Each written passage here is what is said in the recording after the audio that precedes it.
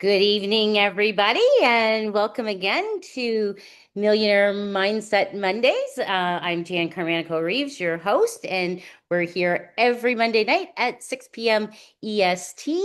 Um, and as you know, I'm on a mission to make real estate investing fun, easy, and profitable. I like to bring wonderful people on, knowledgeable, experienced investors that can share their experience. Just to make things interesting and to bring value to my guests. So tonight we have Scott Ganon, and you're from the East Coast, correct, Scott? Correct. Nova Scotia. Yeah, Yes, all yes. Yes, and yeah, we had to reschedule, and thank you for accommodating my no schedule problem. when I was away. And so Scott is a real estate investor and an infinite banking specialist. So do you want to expand a little bit on that, Scott, and tell us a little bit about your background? Sure. So I'll start with I guess defining what infinite banking specialist really means, and really what that means is I know how, or I've learned how to properly design life insurance policies to create banks. So essentially, I help people build banking businesses.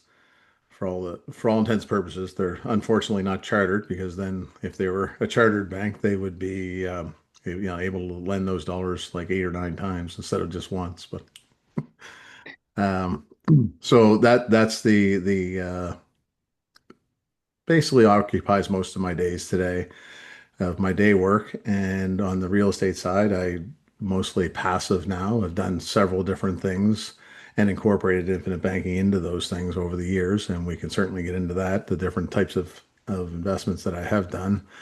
But also importantly too is what infinite banking or what specially designed life insurance does for you from an emergency standpoint.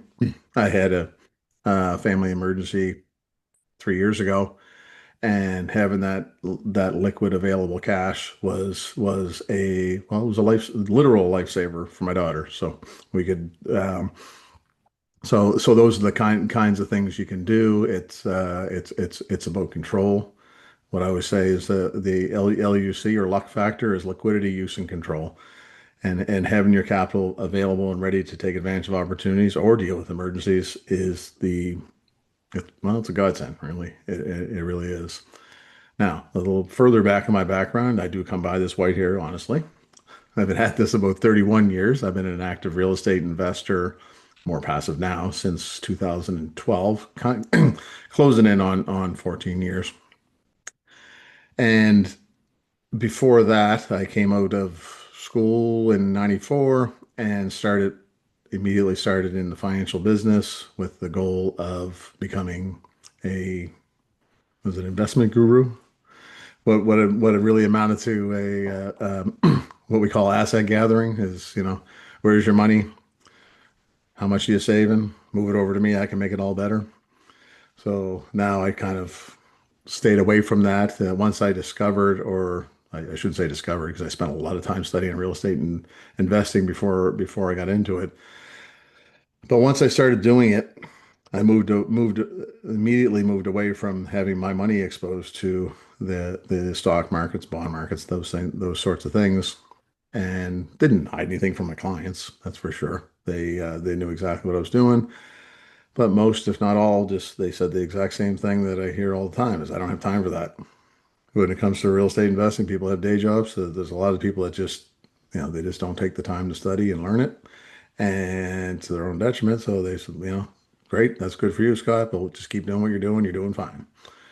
So I did that, and by the time I discovered in my day job the infinite banking aspect, that there was something that married quite nicely to real estate, I immediately started to really not. I didn't take in any new investment clients at all, and still manage my clients' money for several years after that, but eventually passed that on to a partner of mine. He does all money management, and all I do now is I help mostly business owners build what I say build separate businesses in what we call the like I just call it a building a banking business.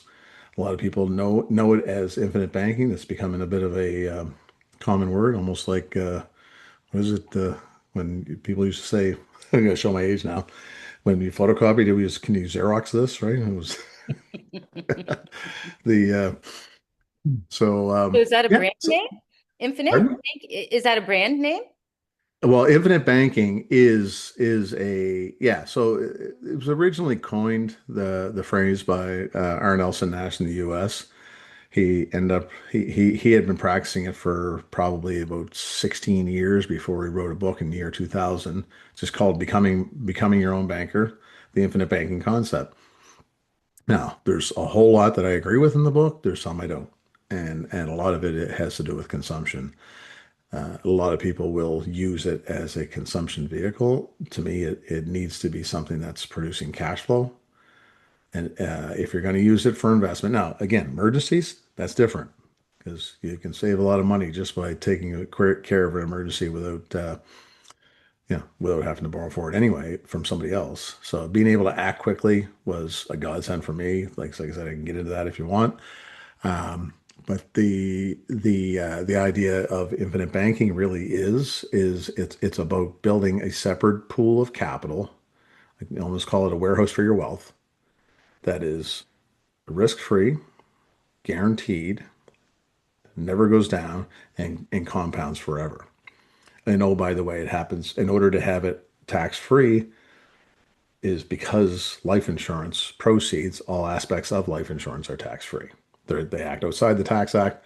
So in order to have this special, like I call it, savings account on steroids, because you get like basically like a bond like return, essentially, get anywhere from 4 to 5.5% right now, tax free forever, and never a down year.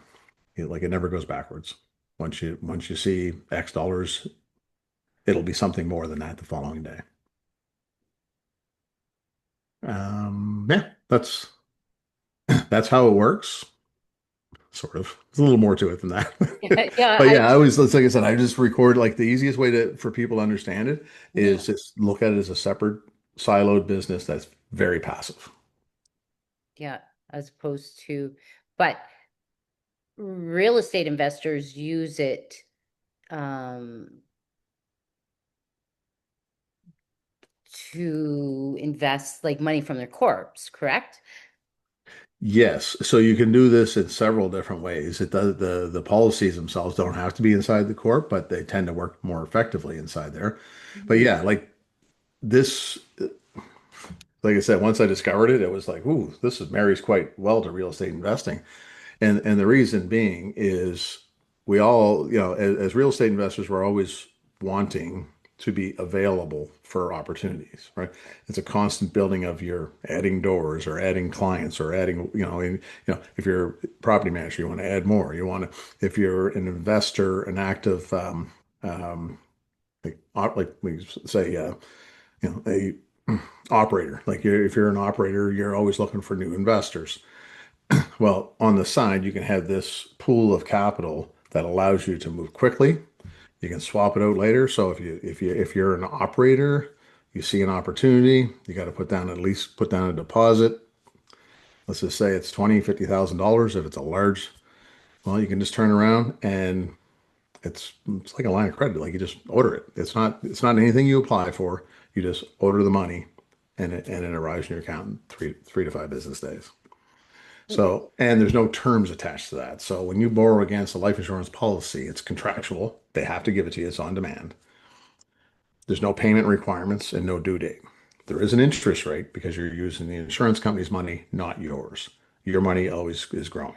So think of it, if you had 100 grand in cash inside your policy and you needed to borrow 50, you go ahead and grab the 50 to put down in the property you're working on. Your money is still growing from 100, not from 50. It's not a withdrawal, it's a loan. And of course, real estate investors really understand leverage, right? So Hmm. Hmm. getting your money to do two different jobs, that's a good thing. Hmm. So your money is like the collateral, I guess, right? The equity. Exactly, 100%. Yeah, it Yeah. is. And it Yeah. actually is better than real estate because it never goes down. Yeah. So Yeah. even though banks generally don't understand it, if you wanted to assign it to it. Like if you took your policy and wanted to assign it to a bank, they're like, what is this? Yeah, it's money that's, it'll be worth more tomorrow. And we keep trying to educate them, but most don't know. Most Oh, don't understand. oh, for that, for the bank to use it as equity. Well, you could, yeah. Like Yeah, that's yeah. Or and collateral, I guess, to, yeah, borrow a larger mortgage or, yeah, yep. Yeah, I interesting. always tell I always tell people like, and that's one of the things in the book that it says is one of the things that Nelson says in the book is don't do business with banks. And I'm absolutely 1000% against that. If a bank's going to hand me money, I'd rather maintain my own liquidity.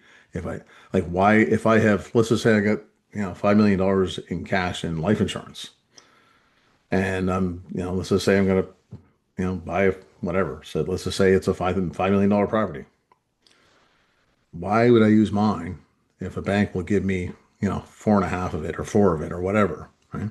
Hmm. Why don't I keep my liquidity for those emergencies or other opportunities, right? Absolutely. Absolutely. I agree.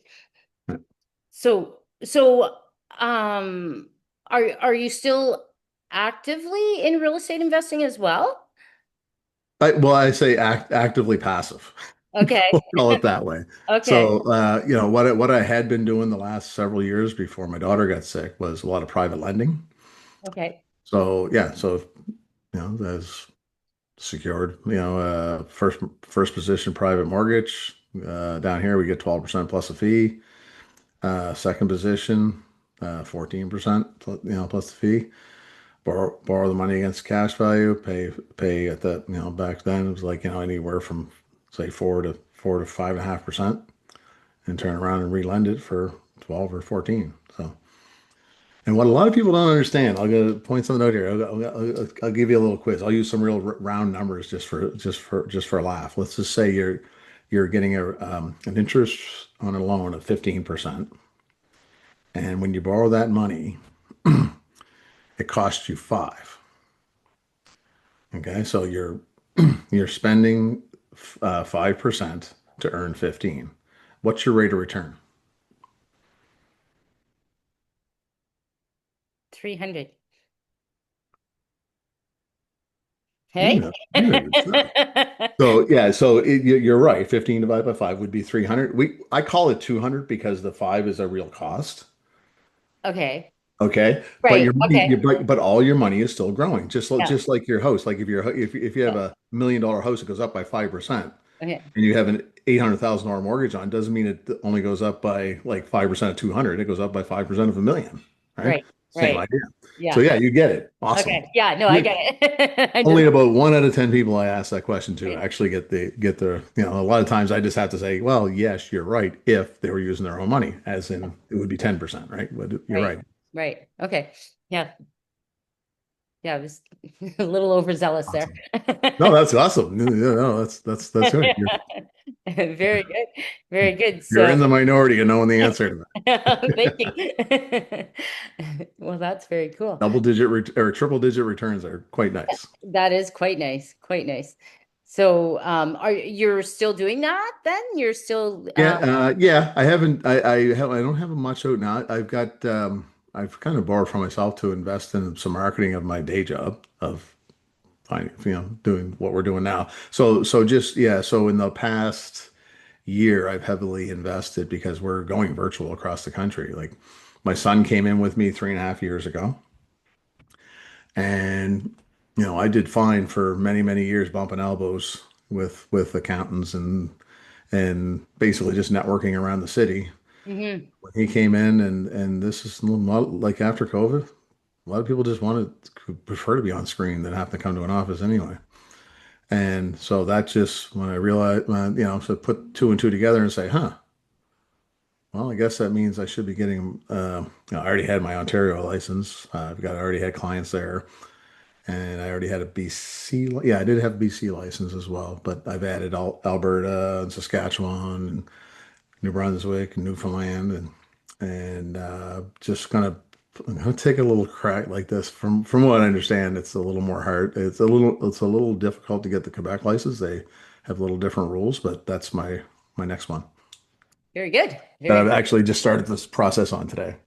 Oh, is that right? Congratulations. Yeah. Yeah. Cool. So going virtual. All right. So you will be holding webinars, Zoom calls for people to, Yep. yeah, very good. Very good. Yeah, Okay. planning, actually planning to do a little bit of Facebook Live before the next expand, actually, because I'll be back on stage there. I Okay. was on stage at Edmonton, in Yep. Edmonton, and yeah, so I'm back on the main stage again and see how that goes. Yeah. Yeah. Me too. It's fun. Yeah, yeah, for Yeah. sure. Yeah. Oh, I figured you would be. Yeah. 'Cause Yeah. Absolutely. Yeah. Okay. So, can you maybe explain the process a little bit in Cool's Note versions, how things to be considered, maybe if somebody yeah, wants to and get into great, it. great question. Great question. So what we do is when somebody comes to us, we look at their total financial picture, but more importantly is either free capital or free cash flow. Okay, so money that is earmarked for something else, as in, if you're accumulating cash for your next opportunity. Okay, so that may be, you may have, 10 grand or 100 grand or $1 million sitting waiting. You could also have regular cash flow that's adding to it, say, 10, 20, $30,000 a month if you're large, or even $1,000 a month that you're again accumulating for the next opportunity.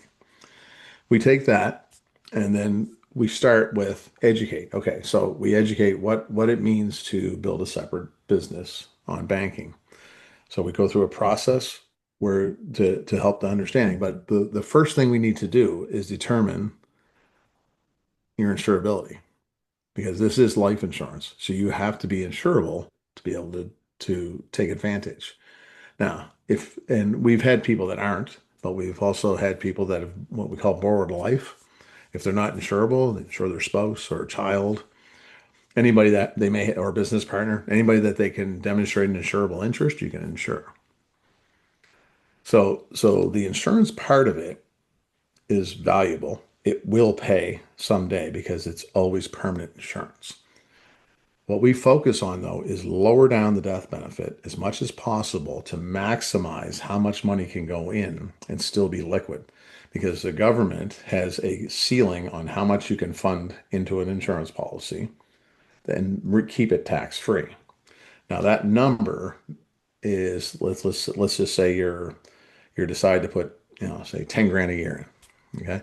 So what we would look at is we would take the 10 grand and say, how much do I need? And still max out the savings element. That might be 3,000 of life insurance and then an additional 7,000 of basically overfunding or savings. That allows the liquidity to be very fast, and like so, yeah. The more you can put in overfunding, the more liquid it is. So once we number one is educate on the process of why you would do this in the first place, which that's a way bigger conversation than it is today. Mhm. So we just take it through an education process. We give you resources to help your own kind of, and it's kind of one of these things. It's almost, and this is a quote from Nelson. It can't be taught; it has to be caught. So it's kind of almost like you kind of you kind of motor along, and trying to understand what exactly why am I doing this, and then the light goes on. Once your light goes on, you got it, right? Mhm. For some people, it's becomes a little frustrating and they just don't bother. Either that or they look at someone like me and says, you know what, Scott, I trust you. Just set it up and we'll do what you tell us, which I don't even like to hear because I'd rather people empower themselves. Mhm. But I also know that if you are someone like that, I know I can, once I have it in place and set up, all it really takes is one certain transaction, and then you start to get it. When you see that you still have, that 10 or 20 grand sitting there, and you just took 10 out to do whatever. And that is doing whatever it's doing for you from an income standpoint. Or again, maybe it's an emergency, who knows, right? It could be that, well, I'm going to have to put that, the transmission that just went in my car on a credit card and it's going to cost me 20%. Well, I could just borrow that. Those are situations that consumption, yeah, use it for that if it's going to save you. Mhm. But for the most part, you want to maintain your liquidity as much as possible. So, so all those things. So it really is that education process of understanding what, and why you're doing it. So you're putting money in, but at the same time, it's almost like a machine. Like you feed it, and then it can come out the other side in the form of a loan. So this thing just this ball just keeps growing, snowball. And it's almost like a snowball rolling down a hill, like you're building a snowman. Mhm. The more you roll it, the bigger it gets. It does. It starts to snowball out of control. And what's great about it is this happens forever. So you never give up the growth. Think of it in terms of rolling down, rolling it, you're building your base of your snowman. And once you get it there, just smash it all to hell. That's what most people do with their savings because they save it up and then they put it into something else. So they've given up the potential growth of the savings element just to do whatever else they're going to do, which could be at risk, and then they end up lower. At least, and not to say that you want to necessarily take risk, but if you're taking risk with this, you've got a solid asset behind you, somewhat protecting it. There's all like the easiest way to probably describe this. I literally had a meeting today with a gentleman that he saves his money, he leaves it in his company. Okay, he doesn't spend any of it. When he wants to do a something real estate based, he borrowed it like you could do a shareholder loan, and like if it's something, as long as it's short term, right? It might be to act quick and then refinance, or it might be a short term loan, like a whatever. As long as you pay that money within like inside of 2 balance sheet years, it doesn't get declared as a dividend. So he borrows it, uses it personally to do whatever he's doing from an investment standpoint, as long as he pays it back, but he leaves it in the corp. Why? Because his operating company is taxed at only 12%. If he takes it out personally, and he's paying another, say, like a total, let's just say the totals, it's probably, if he even takes a dividend, it's probably close to 50. Mhm. So if you're paying 50% before you put it into that savings or life insurance, say, for instance, that's you got to earn 20 to put 10 away. But at 12%, it's what is that? Would be 11.2 to put away 10. So right away you get a rate of return just by saving the tax, leaving the corp. But I mean that's a whole other topic on the Yeah. corp Yeah. side. Yeah. But the key here is to know that really all you're doing, just think of it as a savings account. Mhm. It's a savings account that never ever goes down, never gets taxed, and and well, it never gets taxed, it never goes down, basically it goes forever. Like it's Mhm. just it's like I said, that snowball just gets bigger and bigger and bigger. The longer you live, the bigger it gets.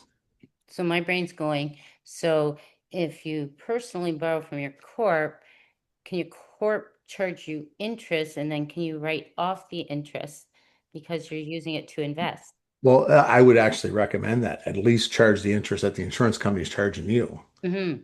because then you're just passing it on, right? Hmm.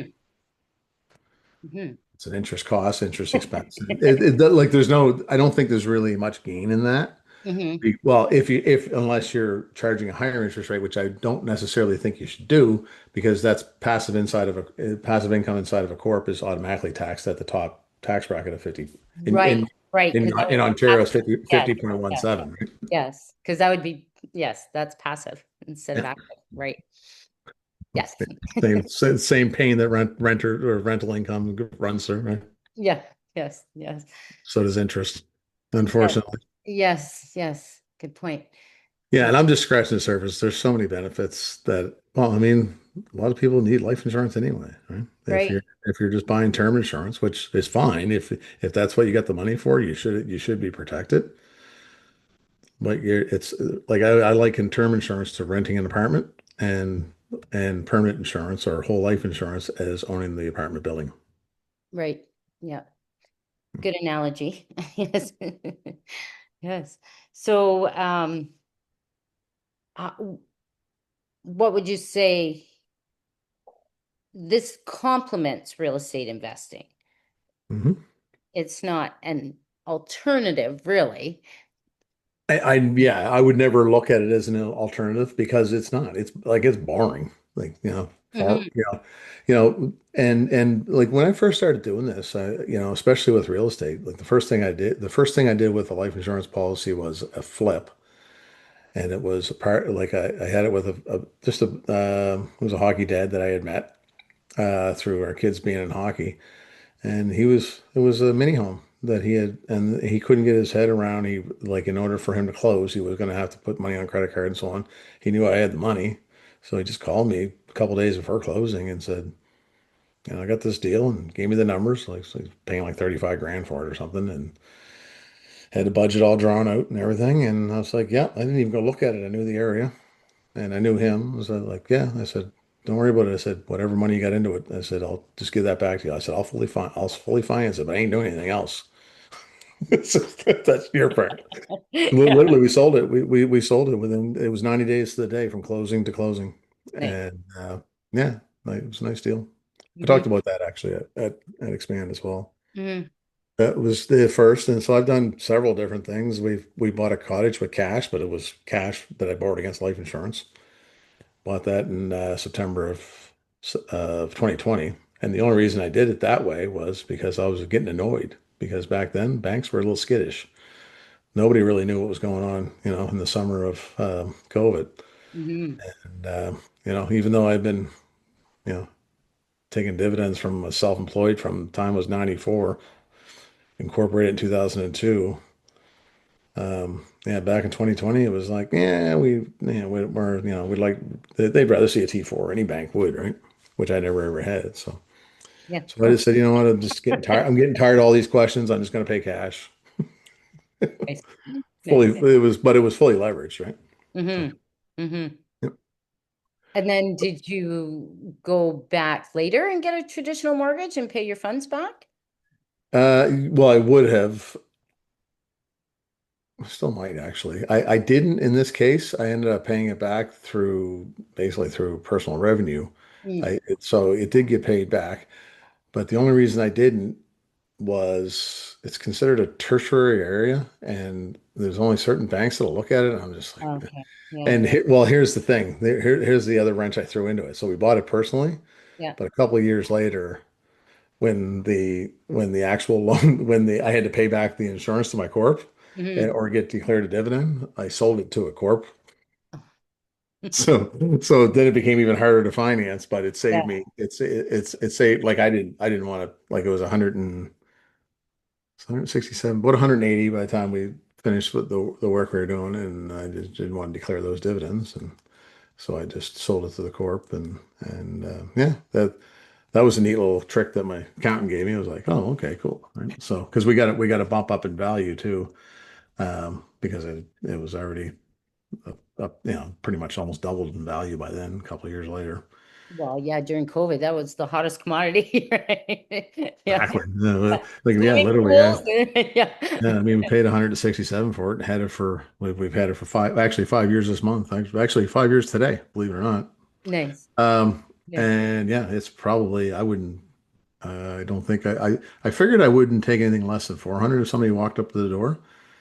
But my wife's sister and her husband have been looking basically through the all summer, and the things they're looking at, they're trying to stay under 400, and it's nowhere near what we have. So I'm just like, well, maybe 450 is the real value today, right? So, Yeah. Nice. but again, I mean, I'm no genius. That was timing, right? Yeah. Yeah. Yeah. That was, yeah. And we rent it. We do weekly rent it. We use it a couple weeks ourselves in the summer and rent it Hmm. for the rest. So. Hmm. So why would you sell it? Yeah, well, exactly. No, I wouldn't. I say those things in that, if somebody offers me more money than I think something's worth, in my mind, everything is for sale. Right. Well, true story, but yeah, what's But I'd what's have to have somewhere else to go with it, right? So I'm not just going to sit on the money just because I got a good price either. So, yeah, exactly. Yes.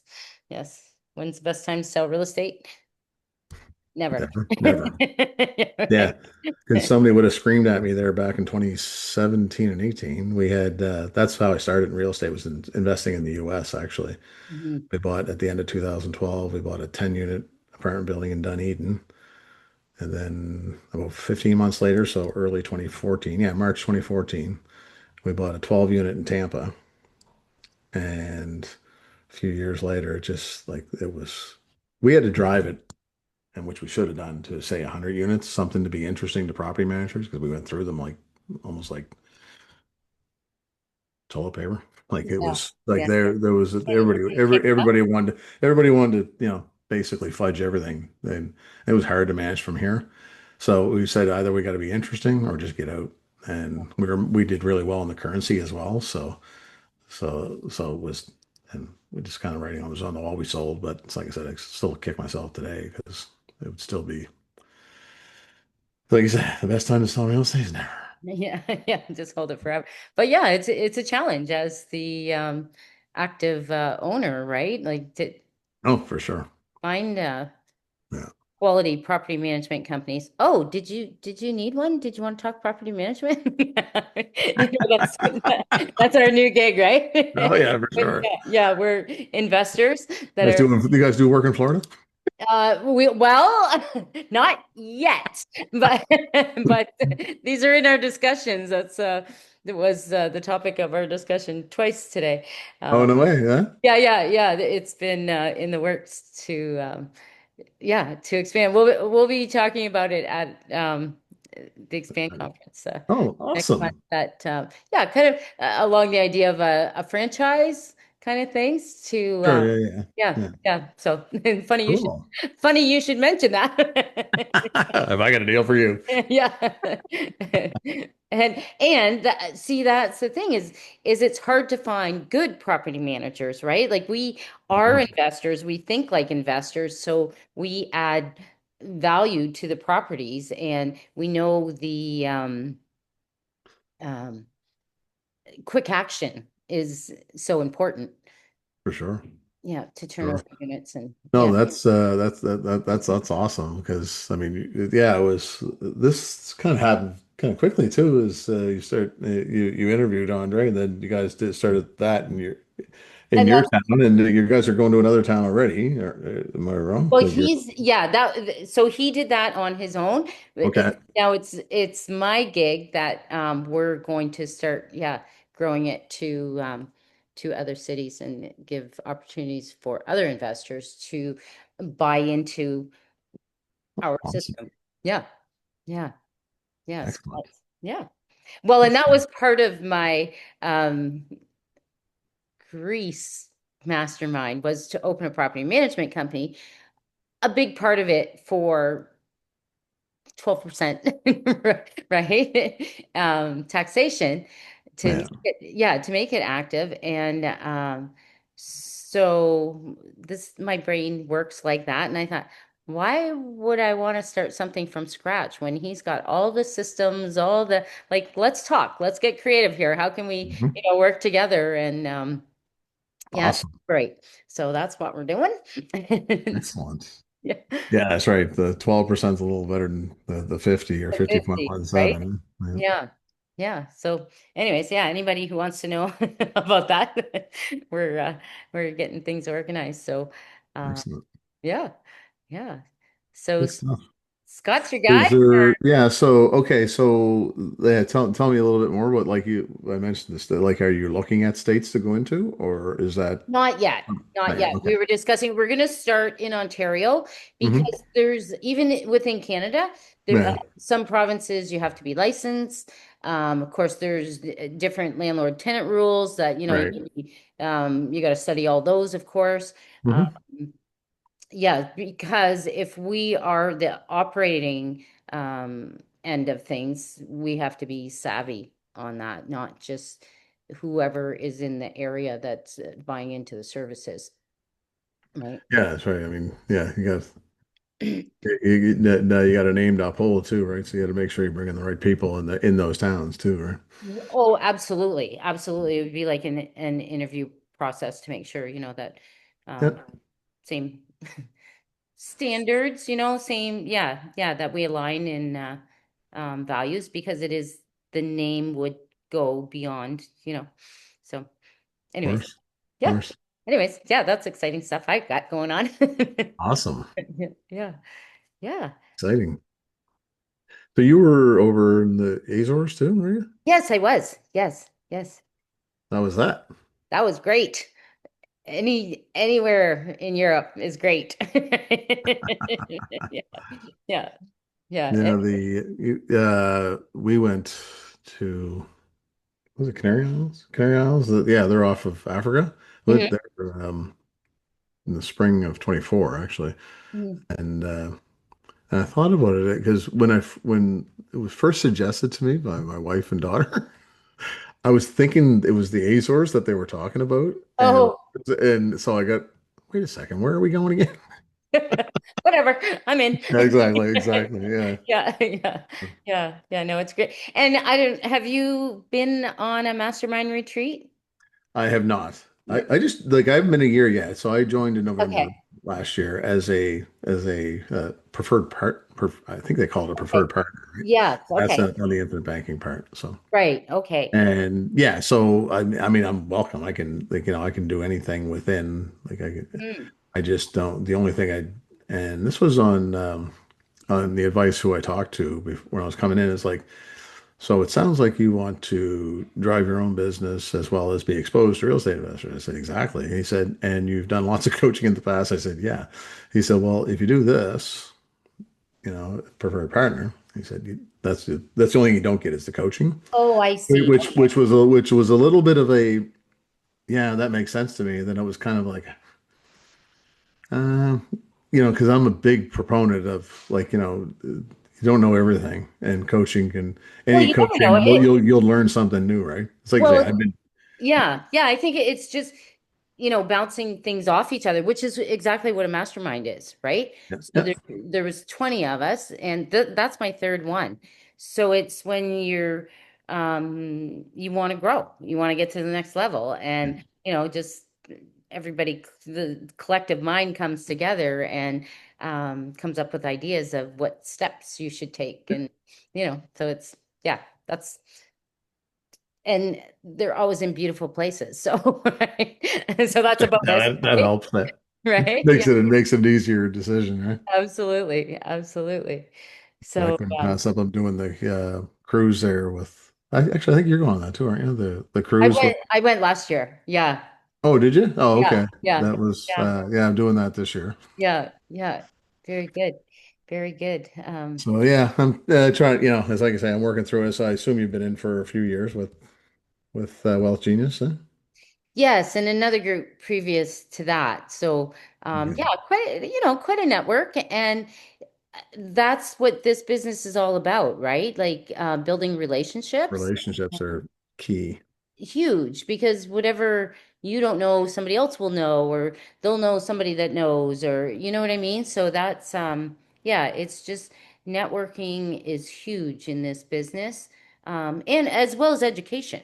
Um, just having conversations with people constantly and listening to their story and what they did about something because you never know, like that might come up in one of your deals or somebody else's deal that For you're sure. like, oh, hey, you should talk to Joe Blow because he was just telling me blah blah blah. And I mean that's the beauty of this community that I so love is everybody shares, right? Shares knowledge and um it really is a growth mindset. It really is a giving yeah, collaboration. Yeah, like actually, it's funny you say that because I was just at um, a network in real estate networking last week, and guys that were talking, they of course they were local here and tried to they they created a deal where no mortgage broker here could even understand it,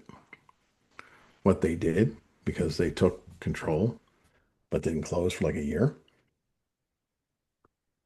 And they actually found somebody in Alberta where it happens apparently a lot this way and got some advice from another broker out there.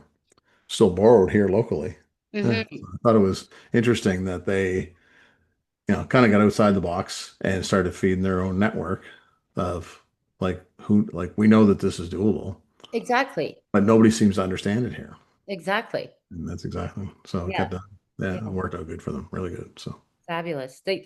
This morning I was when I do spin at home, I've got a TV and I watch podcasts. So it was Mel Robbins, who I love, and she yeah. was interviewing Jay Shetty Okay, yeah, yeah. with him. Yep. Yeah. Yeah. So The yeah. Mind Valley, Mind Valley guy. Yeah. Calm. Yep. Calm. Calm. Calm. That's Oh, his calm. app. Oh, yes, yes, yes. Yes, Okay, yes, yeah, that's yes, what. Yeah, yes. yeah, yeah. The app Um, that gets on me. Yeah, yeah. Yeah. Anyways, it was really interesting. I've seen him speak a lot of times, but I didn't realize he had been a monk and not a monk and all kinds of Oh, just these two together were great, right? oh, yeah, yeah. But just one of the things that he was talking about is when you see somebody doing something that you really want to do, Mhm. and if you get jealous of what they're doing, that's like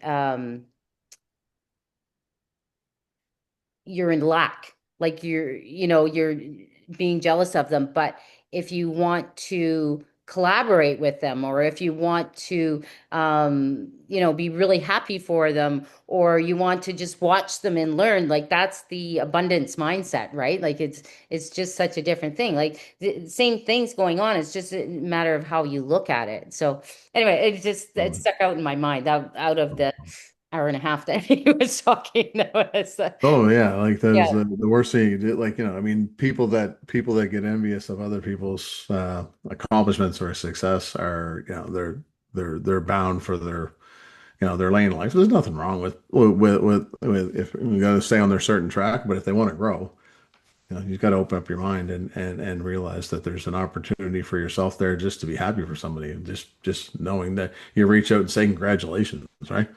That might get Putting out replied that to, right? energy, right? And that energy draws in good things. Exactly. So yeah, yeah. Anyways, it's a good way to start my morning.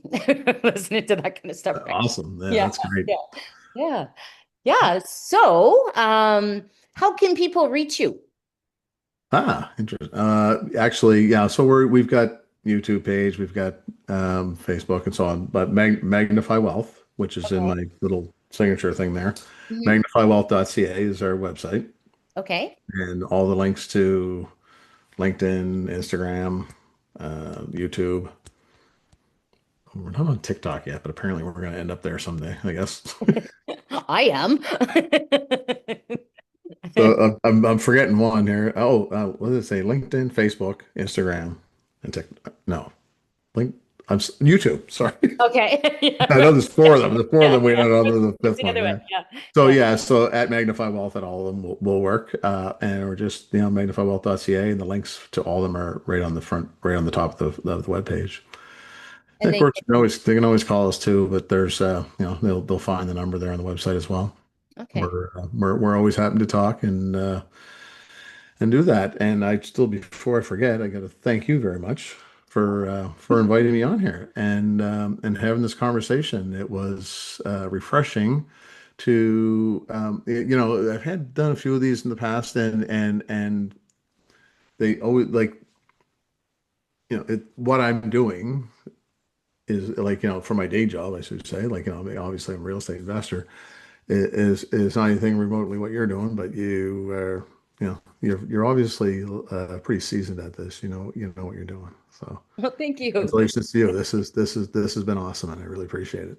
Well, I thank you for coming on and sharing what you've got going on, because I just like to bring value to the listeners, to Sure. learn about things that maybe they might not have the opportunity to, like, go to Expand conference and see you speak there, or something Yep. like that. So maybe this is the way that they can learn a little bit about there's so many different opportunities out there. Like my passion, of course, is trying to help people make money in real estate investing, Sure. right? Because Yep. they just don't know. Like you don't know what you don't know. And if we can share knowledge and help people, then that's what I like to do. So thank Awesome. you for helping me with my mission of sharing knowledge. And No, I'm always happy to help, and there are no, just make sure that I'll put this out to all your listeners. Like you're never wasting my time. Just any questions, thoughts, or challenges, that sort of thing. I'm all ears, and I got all the time in the world for it. Love this stuff. very good. Thank you again, Scott, for Thank you. guest tonight. Thank you to my listeners. If any of you want to know about making money in real estate investing, I'm open to that. If there's any investors out there that want to know a little bit about what we've got going on about property management franchising, you can reach out to me for that as well. So thank you all, everybody. Have a great night, and we'll see you all on the next video.